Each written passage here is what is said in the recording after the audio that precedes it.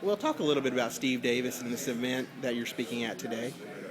Well, it's hard to not think of Oklahoma quarterbacks without Steve Davis being up there at the top of the list somewhere. And Steve and I knew Steve when I was in high school because Eufaula and Sallisaw was the same conference, and then he came to Oklahoma, and I met him when I was a junior in high school. He was a junior at the University of Oklahoma, so. So meeting Steve in Spiro, actually, at a Rod Schote, Wayne Hoffman day. At the end of the day, when you think of college quarterbacks, you can maybe find someone that did it as well as Steve Davis, but no one that did it better.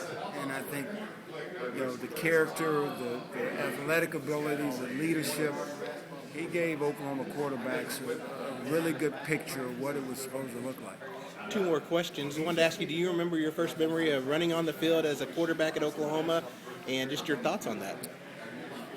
Yeah, I thought, what have I gotten myself into? And of course, it was special anytime you ran on the field at the University of Oklahoma. And, my freshman year going from Eufaula High School to University of Oklahoma, that's obviously quite a major step.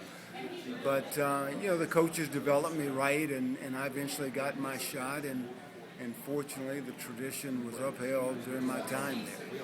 Oklahoma and Tulsa play again, and your son's going to be starting running back for TU next month. Just talk about your thoughts on following your son while in the stadium where you did some of your best work. Well, it's interesting. It's an interesting feeling. Being in Memorial Stadium and my alma mater, and to be rooting against them. I mean, that you can imagine how weird that feels. And I owe so much to my time at the University of Oklahoma. But you follow the bloodlines. And my wife, a couple of years ago, when they were asking who you're going to support, my wife said, "Hey, if our kid's playing for Iraq, we're rooting for Iraq."